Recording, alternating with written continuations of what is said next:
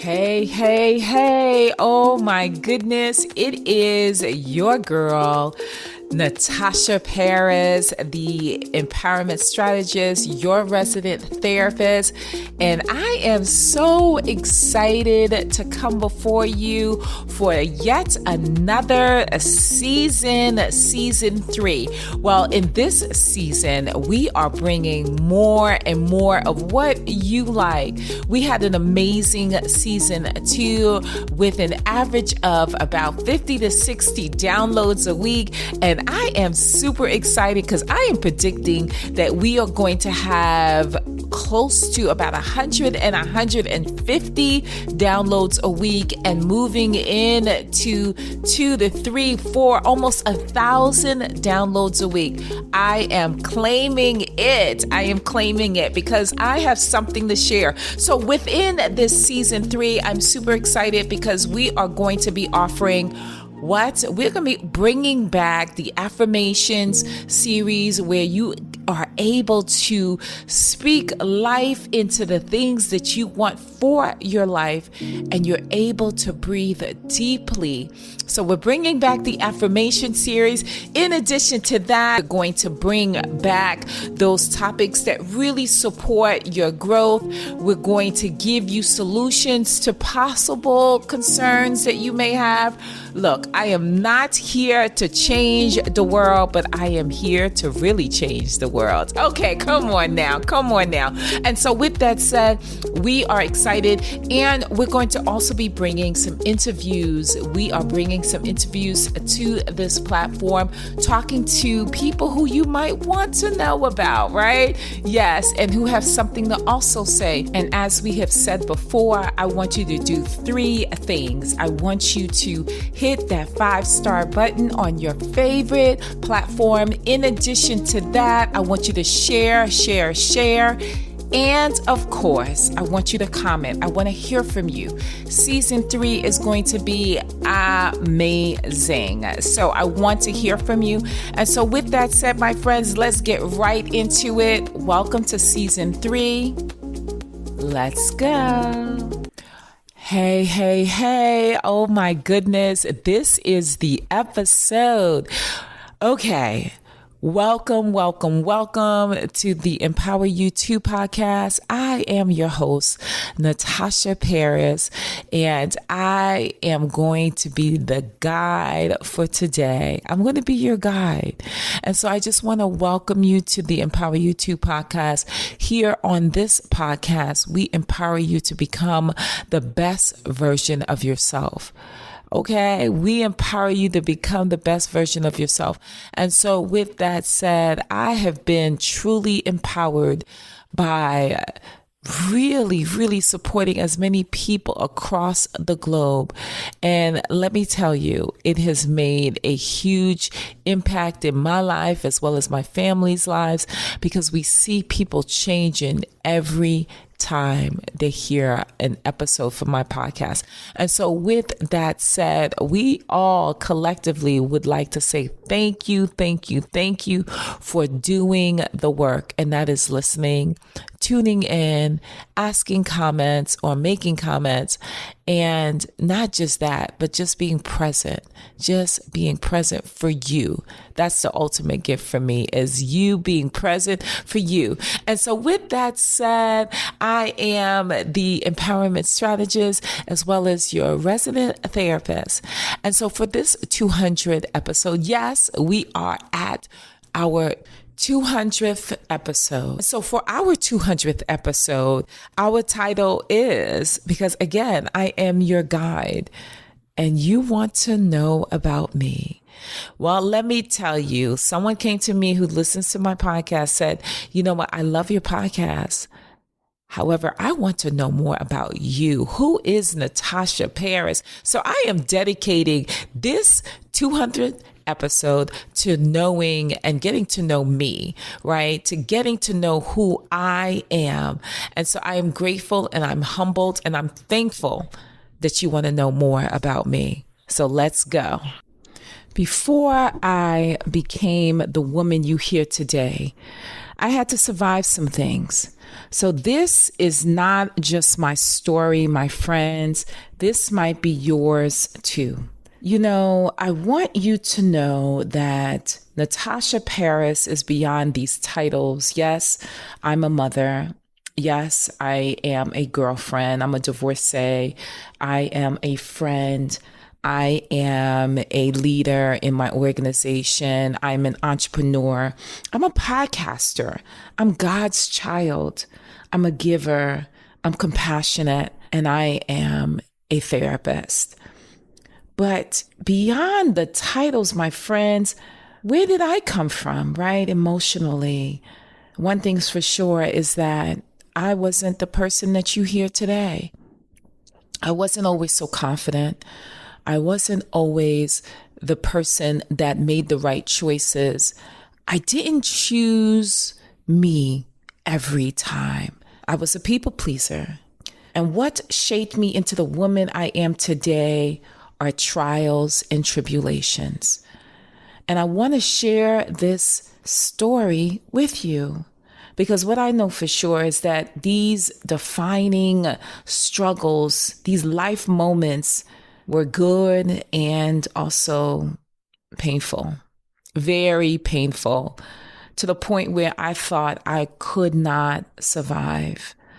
And so let's talk about some of the challenges that I went through. Friends, when I think about some of my lowest moments when I felt unseen, disrespected, underestimated, I can think of three, the top three. The first was when I became a divorcee.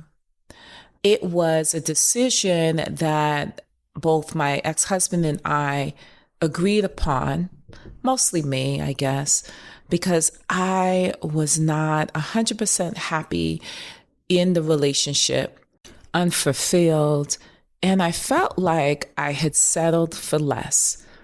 I had settled for a person who was great on paper, but I did not feel that full love that anyone should have had when they get married, right? I got married because it was the thing to do. It was something that all my friends were doing, all of my, closest relatives were doing. And I felt, well, you know what? I might as well do the same thing because here it is. It's a really nice guy. But when I got into the relationship, I realized he was just a nice guy. Right? Not the guy where I was like, oh my gosh, I love him. And that was on me. That was truly on me. And so the relationship began to deteriorate because I started feeling resentful. I started feeling like, wait a minute, this is not what I wanted. It's not what I anticipated or expected. And I was trying to force myself to do and be and feel what society said I should feel or what everyone else talked about feeling, and I didn't feel it. And so it became one of the lowest moments of my life, making a decision to get into something and to not only get into it, but to also make a decision that this was not for me.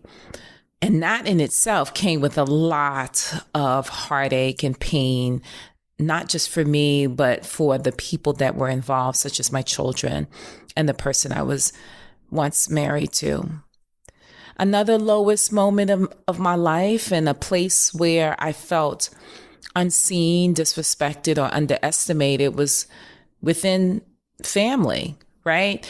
I was always the kind and still is kind and sweet. And I think in many regards, it was taken for granted. It was often seen as weakness. So when concerns were brought up, I had to consistently defend myself. I wasn't listened to. And it was constantly challenged because I didn't have validity according to them. I didn't have validity and I didn't feel like I felt. It was all in my head when evidence and behaviors consistently showed that they did not respect me or they did not value me. So there were many incidents within my family where I felt disrespected or underestimated. Another low moment in my life was when I was in a relationship. Oh my goodness. This was a relationship after my divorce, post-divorce, that was mentally draining. It was extremely verbally abusive. It was draining me emotionally, spiritually, physically. And it became something that I continued to tolerate for 3 years. And so, my friends, I want you to know that those situations almost broke me, but they didn't. They did not. And I want you to know that I made a decision that I deserved more. I had to go through those moments to realize who I am. But when I tell you, it shifted my mindset. It shifted how I saw myself. And you're asking, how did I go from being in the dark to being in the light? Woo. I couldn't see my hand before my face. I cried often. I had sleepless nights often. But what I did often was I prayed. I said, God, please get me out of this bondage that I'm in. Get me out of this mindset that I'm in. I need help. And one day I woke up and I said, no more. No more will I allow myself to tolerate behaviors that did not deserve me. Tolerate behaviors that broke me.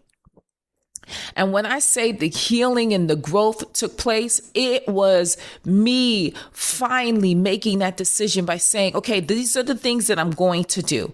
What am I going to do? I am going to stand up for me. I began writing affirmations on index cards and I started posting them on my mirror, placing them, I should say, on my mirror and repeating to myself, Tosh, you are loved. God has a great plan for your life. Don't you worry. Happiness and joy is your birthright. I kept saying those words and phrases to myself in the morning, at night, and even during the day, because I wrote it on another index card and I carried it in my wallet. Because when I started battling those thoughts in my head, because of the places that I've been and the things that I had done and the things that I tolerated, I had to fight for me. Of course, you're wondering, where did that courage come from? It came because I was tired, my friends.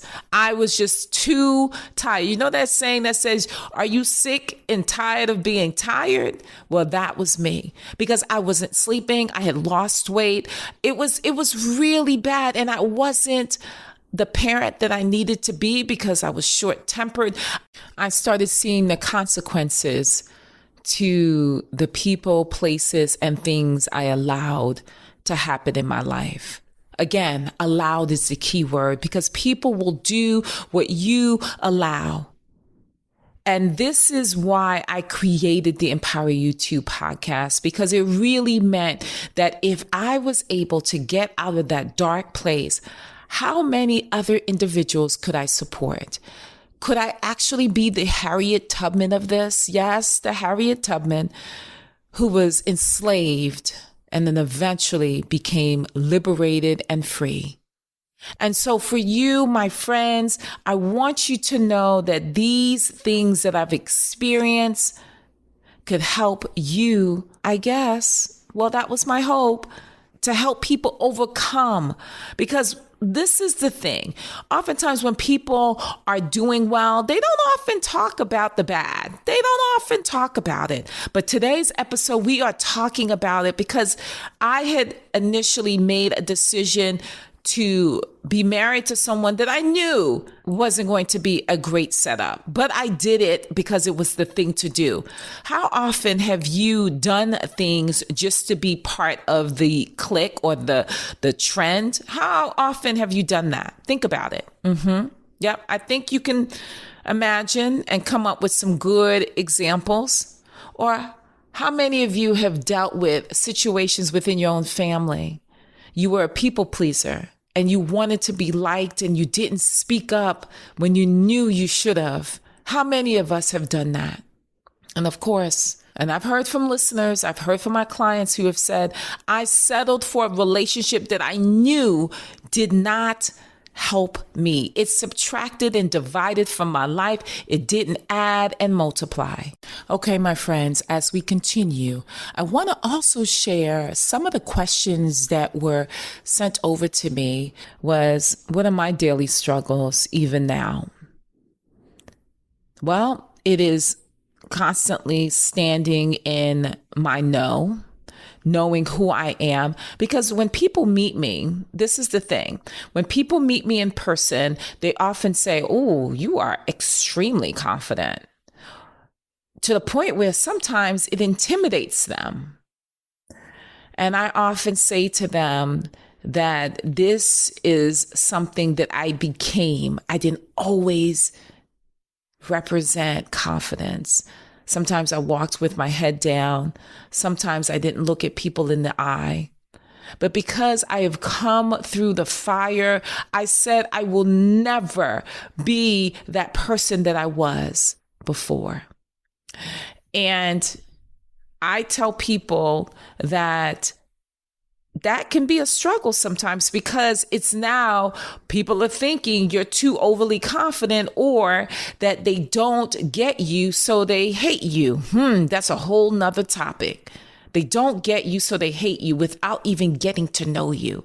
And so that can be a struggle sometimes, right? Because I don't want to let go of the confidence, because if I do, I'll wind up in the same place I was years ago, and I'm not going back. And whether you like it or not, I will never go back to making you feel comfortable. What am I still working on today? This is another question. Well, I am constantly working on loving me. It's a daily task. Not that I don't love me any longer like I used to. Did I really know what self-love was? No. But today I'm consciously, intently loving me.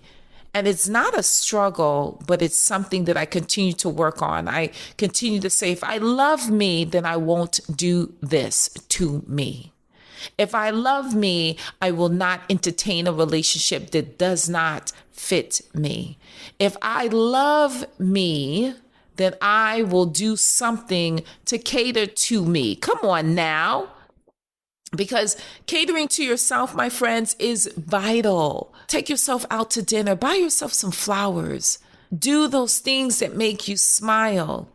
Because when I tell you, the not so good times are going to come, it's inevitable. So why don't you make the moments when you're laughing, smiling last?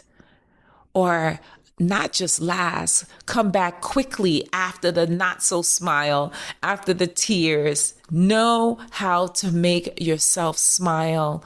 You know, I used to love when it's a warm day, just really sitting out on my porch and allowing the sun to hit the side of my face.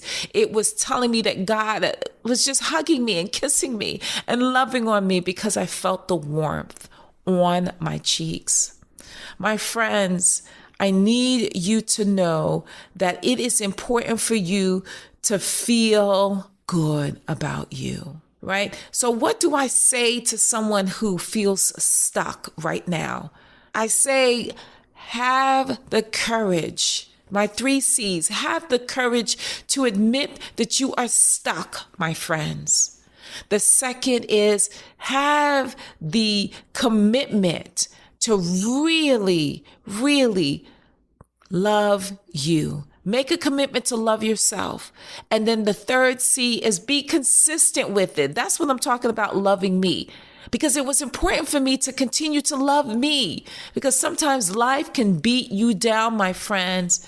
And you might get to a place where you say, I don't feel like loving me today. But it's not a choice. Well, it is a choice. But once you make a choice, you're going to have to be consistent. right? And now, how do you own your journey? I'm just reading a few of the, notes and questions that my viewers want to hear. How do you begin to own your own empowerment journey? I say to you, my friends, that your journey is specifically designed for you, because there's something at the end of that journey that will make you stronger, that will prepare you for doors that you will be opening and walking into, tables and chairs that you would be sitting, as they say, sitting at the table. So all of those things, when you think about owning your own journey, look at where you've come from and pray that you get out, because you will get out if you just pray yourself out, right? Now, what is the one mindset shift, someone asked, that I need today? Is to not allow people's judgment towards me dictate who I am. Dictate who I am. How you feel about me does not mean that I should feel the same about me. Come on now. How you feel about me is not equated or a correlation of how I feel about myself. No. And so to remind yourself to do that is key. It is key. It is key. It is key. And one of the things I want you to know, many things, is that if you ever felt sad, if you ever felt disappointed, know that I have felt that way too. I know what it looks like right now. It looks horrible. It smells. It's just too much. I know what it looks like, but I want you to know that you're not alone. That just as I have gotten out of that dark place, you can also do the same. But it requires you to do the work. It's not going to happen just without you doing the work, without you praying, without you writing affirmations, without you saying it out loud to yourself, without you choosing different. Because, my friends, one of the biggest lessons in my life thus far has been me choosing me not settling for less than, because it is my birthright. Come on.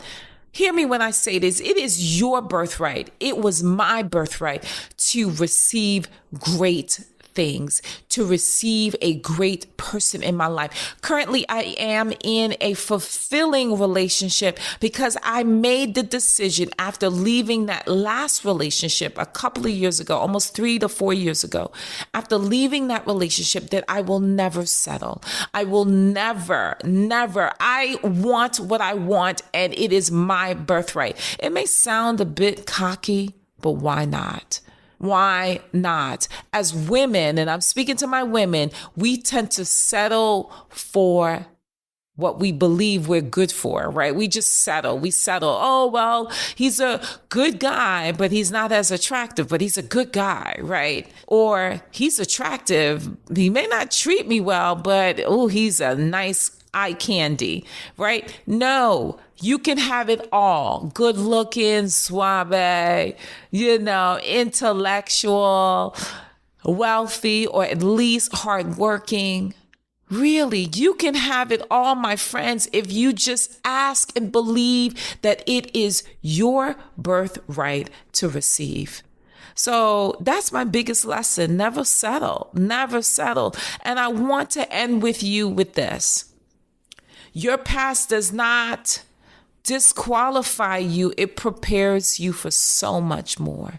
I don't want you to get to a place where you have to say, I need permission to become the person I've been created to be. No, you don't need permission. You don't need permission. All you need is a decision to get out of that relationship, to love your family from afar, to make the right decision when it comes to building a future. It is up to you and God. That's I say, come on, JC. Come on, JC, which is Jesus Christ. Come on, JC. You know what you say in your word. You say that no good thing you will withhold from me. Come on now. You said that you have a perfect plan for my life. Yes. And so that's what I do. And I want you to do the same for your life. Choose a couple of scriptures that speak to your situation and repeat it over and over. Create affirmation cards. Speak to yourself in the mirror. Look at yourself in your eyes in the mirror. I know it'll be a little uncomfortable initially, but speak to the windows of your soul, which are your eyes. In addition to that, my friends, I want you to know that this Empower You 2 podcast really, really is about you growing into your best version of yourself. You becoming the woman that God has called you to be, or the man that God has called you to be. And so with that said, as I close, I hope this episode resonated for you. I hope that you were able to gain some insight into who I am and why I started this. I hope that this episode changes the trajectory of your life. I pray that for you in Jesus' name.